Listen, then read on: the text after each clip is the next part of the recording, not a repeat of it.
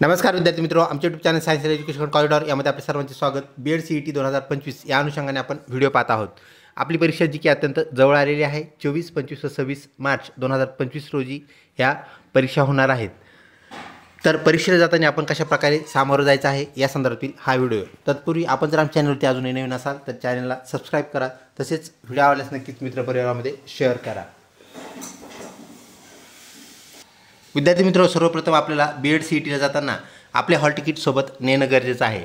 बीएडचं hall ticket आपण download केल्यानंतर त्यामध्ये सर्वप्रथम आपल्या परीक्षेची वेळ आपण पाहून घेणं गरजेचं आहे। त्यानंतर दुसरी असणारी बाब म्हणजे परीक्षेचा दिनांक, किती तारखेला आपली परीक्षा आहे आणि परीक्षेचं केंद्र म्हणजे सेंटर, या तिन्ही गोष्टी आपण काळजीपूर्वक पाहाव्यात व त्या अनुषंगाने आपल्याला पुढील कार्यवाही करायची आहे। वेळ पाहिल्यानंतर त्यात रिपोर्टिंग टाईमसुद्धा दिलेला आहे। आपली परीक्षा जेव्हा असेल त्याच्या 1.5 तास अगोदर आपल्याला तिथे पोहोचावं लागतं। त्या अनुषंगाने आपल्या हॉल तिकीटवरती जो टाईम आहे रिपोर्टिंग टाईम लक्षात ठेवा। तर रिपोर्टिंग टाईमला तिथं हजर राहा, हे सर्वात महत्त्वाची बाब आपल्याला परीक्षेसंदर्भात सांगता येईल। त्यानंतर आपलं जे हॉल तिकीट आहे त्यासोबत आपल्याला काय करायचं आहे तर एक सहीचा रकाना दिलेला आहे, तो आपण कोरा ठेवावा। तिथे 2 सह्या आहेत, एक कॅन्डिडेट सिग्नेचर म्हणजे तुमची सही आहे त्यासाठी एक रकाना आहे आणि दुसरं इन्व्हिजिलेटर सिग्नेचर त्यासाठी एक रकाना आहे। हे दोन्ही रकाने तुम्हाला कोरे ठेवायचे आहेत। ह्या ज्या सह्या आहेत आपल्याला परीक्षा दालनात म्हणजे सेंटरमध्ये एक्झाम सेंटरमध्ये परीक्षा देतानाच करायच्या आहेत आणि त्या इन्व्हिजिलेटरच्या समोर करायच्या आहेत, ही गोष्ट आपण लक्षात ठेवावी। विद्यार्थी मित्रों, त्यानंतर महत्त्वाची बाब म्हणजेच आपला जो ID प्रूफ आहे, तर ID प्रूफमध्ये आपण परीक्षेचा फॉर्म भरताना म्हणजेच बीएड सीईटी फॉर्म भरताना आधार कार्ड, पॅन कार्ड किंवा ड्रायव्हिंग लायसन्स जेही आपण सांगितलं असेल ते आपल्याला ओरिजिनल फॉर्ममध्ये नेणं गरजेचं आहे। फक्त ओरिजिनल पुरावाच तिथं ॲक्सेप्ट केला जातो, मोबाईलमधली त्याची फोटो किंवा कलर प्रिंट ॲक्सेप्ट केली जात नाही, ही गोष्ट आपण लक्षात ठेवा। त्या अनुषंगाने आपला ओरिजिनल पुरावा जो आपण परीक्षेच्या वेळी फॉर्म भरतावेळी नमूद केला होता तो सोबत नेणं गरजेचं आहे। व्हिडिओ आवडत असल्यास नक्कीच लाईक करा, मित्रपरिवारामध्ये शेअर करण्यास बिलकुल हरकत नाही। तिसरी महत्त्वाची गोष्ट म्हणजे आपल्याला काळा किंवा निळा पेन सोबत न्यायचा आहे। तर हा पेन सोबत कशाला न्यायचा आहे तर 2 गोष्टी त्यासाठी आहेत। पहिली म्हणजे आपल्याला तिथे गेल्यानंतर एक आपल्याला सही करायची आहे, त्यासाठी आपल्याला पेन लागणार आहे। आणि दुसरं आपल्याला जो कोरा कागद मिळतो रफ वर्कसाठी एक पेज मिळतं, ब्लँक पेज, तर त्या ब्लँक पेजवर तुम्हाला जर काही आकडेमोड करायची असेल, काही लिहायचं असेल तर नक्कीच तुम्हाला पेन लागेल आणि तिथं तुम्हाला पेन मिळणार नाही, ही गोष्ट आपण लक्षात ठेवा। त्याप्रमाणे काळा किंवा निळा बॉल पेन आपण सोबत नेणं क्रमपात आहे, गरजेचं आहे। त्यानंतर बाहेरून आलेले जे विद्यार्थी असतात त्यांना मोबाईल किंवा तत्सम वस्तू आपल्यासोबत आणाव्याच लागतात, परंतु कमीत कमी वस्तू व सामान आपण सोबत तिथे न्यावे, जेणेकरून आपल्याला ते साहित्य जे आहे ते बाहेरच ठेवावे लागते, केंद्रामध्ये त्याला परमिशन नाही। आपली जी 1.5 तास अगोदर वेळ दिलेला आहे तिथे आपली चेकिंग होते आणि आपल्याला बाहेर ते सामान ठेवण्यास सांगतात, त्याप्रमाणे आपल्याला त्याची कार्यवाही करायची असते। त्यानंतर विद्यार्थी मित्रों, परीक्षा दालनामध्ये आपल्याला एक कोरा कागद मिळतो ज्याला आपण रफ ब्लँक पेज म्हणूया। तर त्या ब्लँक पेजवरती आपल्याला सर्वप्रथम काय करायचं आहे, A to Z जे अक्षर आहेत ज्याला आपण अल्फाबेट्स म्हणतो त्याला संख्यांकन करायचं आहे, म्हणजे त्याला खालून त्याच्या संख्या लिहायच्या आहेत, जेणेकरून ज्यावेळेस तुमच्यासमोर बुद्धिमत्तेचे प्रश्न उभे राहतील, 3 ते 4 प्रश्न आपल्याला ह्या संख्येमालेवर आधारित आलेले पाहायला भेटतात। तर त्या संख्येमालेमध्ये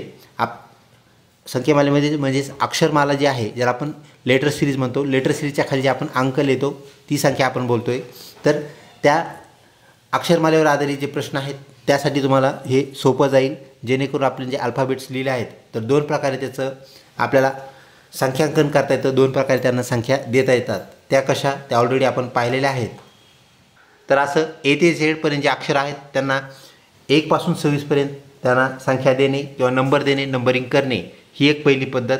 आणि कधीकधी आपल्याला उलटा प्रश्न विचारलेला असतो तर त्यासाठी आपल्याकडे दुसरीसुद्धा संख्यांकन केलेलं असायला पाहिजे, तर त्याला बॅकवर्ड अल्फाबेट कोड आपण म्हणत असतो। ए जे अक्षर आहे त्याला शेवटचा क्रमांक द्यायचा, म्हणजे 26, 25 असा उलटा नंबरिंग करता यायचं।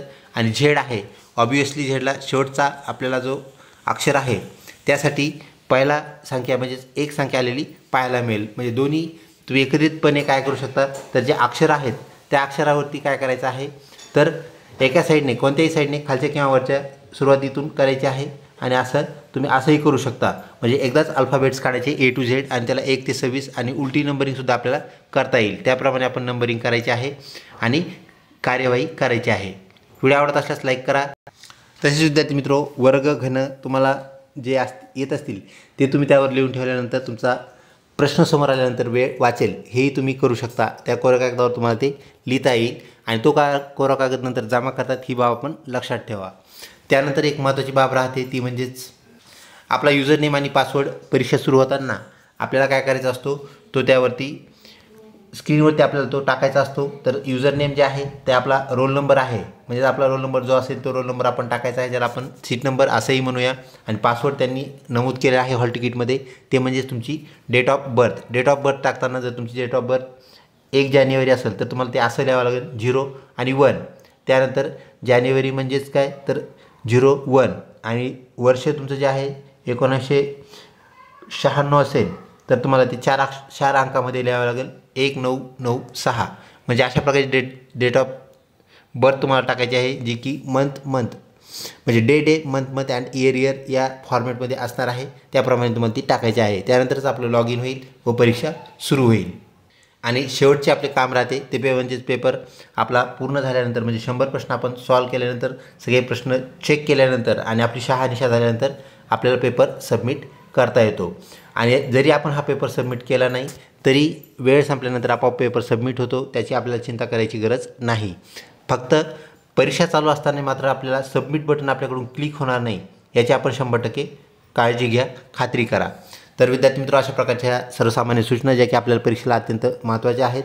तसेच आपल्या पुढील वर्षीच्या बंधू भगिनींसाठी आपण आपली परीक्षा झाल्यानंतर जे प्रश्न आपल्या लक्षात राहतील नक्कीच आम्हाला कमेंट बॉक्समध्ये कळवा, जेणेकरून आपल्या पुढच्या बंधू भगिनींना त्याचा फायदा होईल. जसे की आपल्याला प्रश्न अवेलेबल आहेत, ते फक्त कशामुळे आहेत तर मागील विद्यार्थ्यांनी ते प्रश्न आम्हाला पोच केलेले आहेत, दिलेले आहेत, त्याप्रमाणे तुम्ही ते करावं, जेणेकरून आपल्याला पुढच्या वर्षीच्या विद्यार्थ्यांना एक मार्गदर्शक म्हणून ते प्रश्न देता येतील, दाखवता येतील. ते प्रश्न रिपीट होतील असा काही प्रश्न नाही आहे, परंतु कशा प्रकारचे प्रश्न येतात हे त्यांना कळावं. जसं तुम्हाला ते कळालेलं आहे ऑलरेडी.